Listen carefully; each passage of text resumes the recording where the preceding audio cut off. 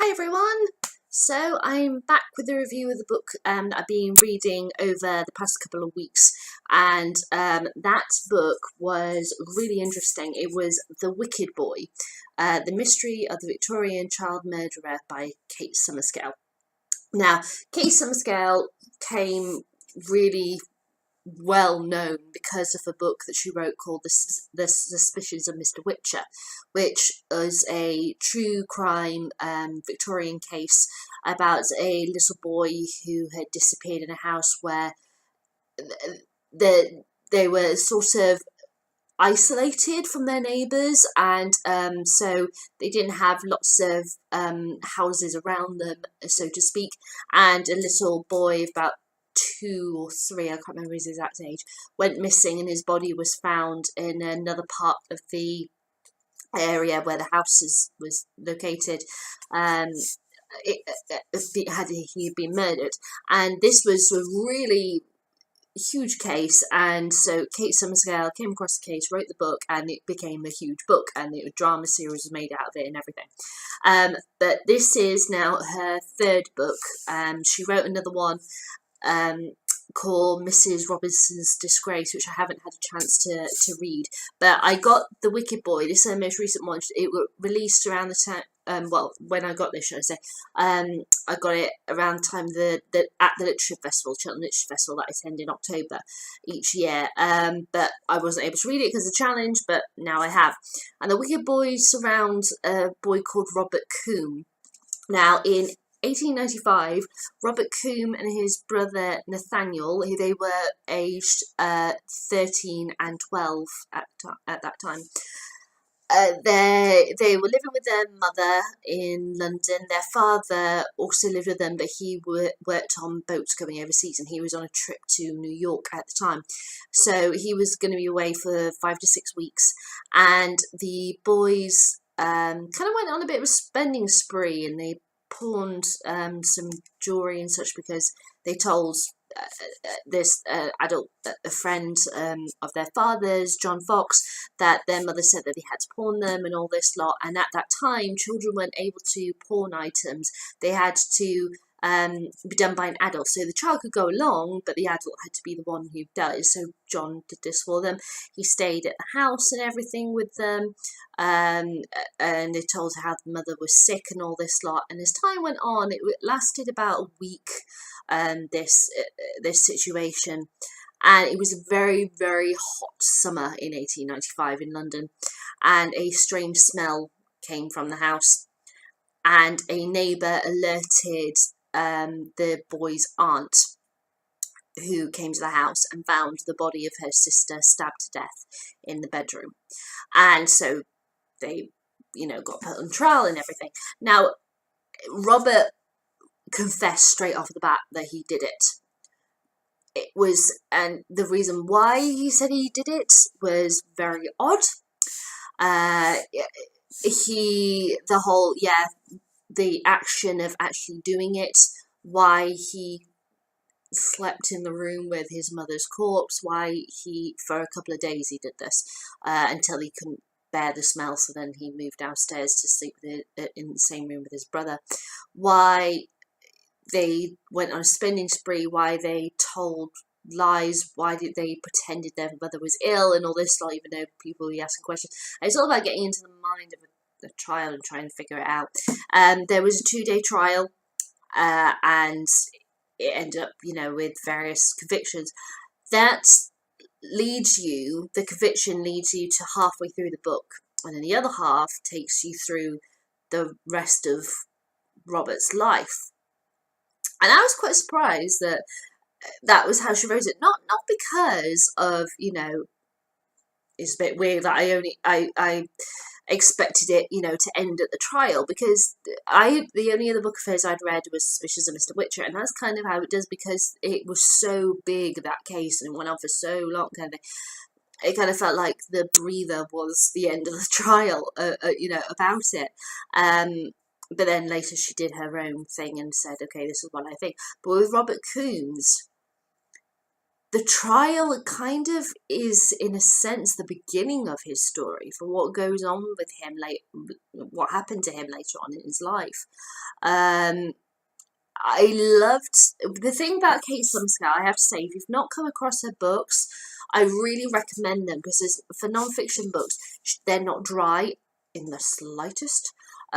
You're not weighed down with too heavy of information. It's like you're having a conversation with a friend, and they go, "Oh, did you hear about this and all this?" And then that happened, and oh, this you need to know about this. This guy, yeah, he's the uncle who did this X, Y, and Z, right? So he then went like this. So it's like that. She's a friend of yours who's having a conversation with you. She doesn't.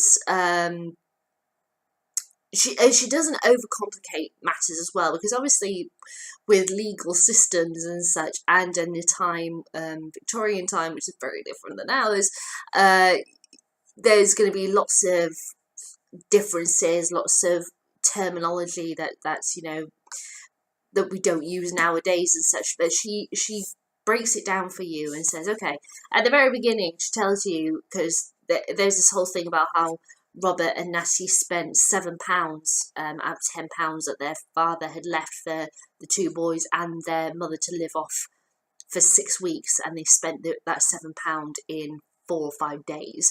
So, and what the equivalent of that is and such. And at the beginning of this book, she gives you maps and other information as well. And she also gives you at the end of the book and everything. She does, and she's done this with her other books as well. She's given you some passages of the court records and told you anagrams of stuff and what translate it. So she's giving you the information. She's telling you the story, but she also gives you the ability to get a bit more detail if you're interested in the notes. That you don't have to, of course, but it's there should you be interested. And it was just kind of, she came across this case just by luck, by going through the archives, and was really intrigued by this case of these two boys aged 13 and 12 who murdered their mother. It sounds baffling even now. It's really shocking, but the way in which Robert referred to their mother and father, and the way in which he saw the situation, and how he didn't laugh and he didn't cry. He laughed at the judges and did impressions of them, and he was very honest. He was way smarter than people of his his fellow classmates and such. He was kind of, you could really but as I explained it to my sister said, okay, so he's basically a psychopath in a child's body, the way in which he would talk about things and everything. And I suppose that's fair to say that. But then at the same time, it was that thing of there was this debate going on as to, was their mother abusive to them, and so he was reacting to that. Was there something darker going on here? And her character was really ripped apart by the press. Kate is really good as well, that she because obviously the press was so important at that time, because how else was it going to get out that these cases were going on then in the press? And obviously she goes to the National Archive to be able to find all the various information that she needs, and the newspaper articles are key to her research, so they're so important. And it's really amazing looking particularly at this case, because currently, and there has been in the past as well, there's all this stuff of, oh, kids nowadays are all on computers and playing video games, which means that they'll become really violent and la la la.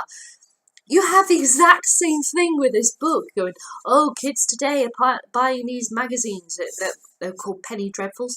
Oh, there's so many stories of murder and detective work and all that lot. They could influence our children. Robert Coombs read all of these, so therefore, and he murdered his mother, so that will happen to our children. Stop them from buying this stuff.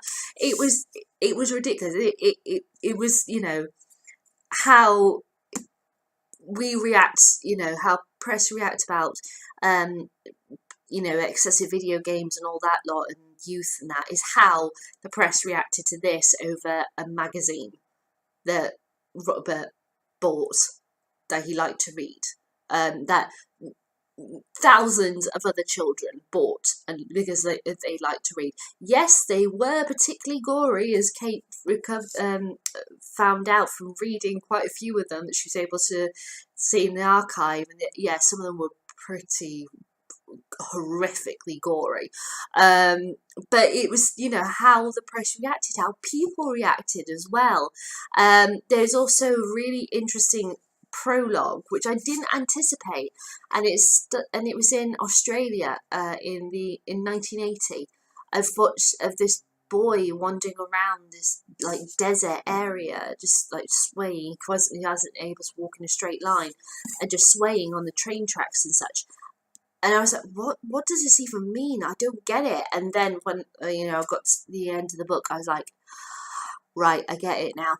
I totally understand this. This is, you know, it was a really extraordinary read, and I like how it told you how children were dealt with relating to crime in that time, because it's not something that people really, well, I was going to say not really think about, but then when do you think about Victorian crime? Unless you're me, when I read Kate Summerscale's books, because I love her. But even other Victorian crime related stuff that you see in, you know, non-fiction and everything, they don't look at children. They could look at children who are victims, but they don't look at children who are being questioned and like another court related stuff. What does the system do for them? So reading this and how it related to Broadmoor, the, you know, infamous psychiatric hospital / prison that here in the UK, how that gets brought into it, and what it meant for Robert, and then further on in his life, the impact that it makes. It's, I mean, obviously it would make a huge impact, going to trial for murdering your mother and everything, but on another level, I understood him in a different way when I reached the end of this book, and I was like, right, okay, I get it. It's such an intriguing story.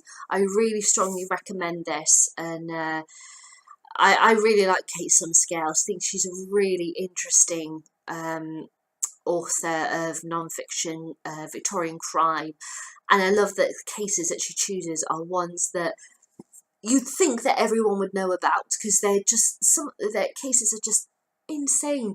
I can't believe these have been lost to history, but they have been. But Kate is bringing them back, and how they relate to our time as well. It's extraordinary.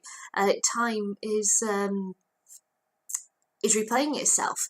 Just technology is just changed, and our attitudes to certain things have changed as well. Some for the good, some for the bad, and some things haven't changed at all. We still have that Victorian values of, oh, children are being influenced and they'll turn bad and all this lot, like, you know, the penny dreadfuls, just as we say video games and that now.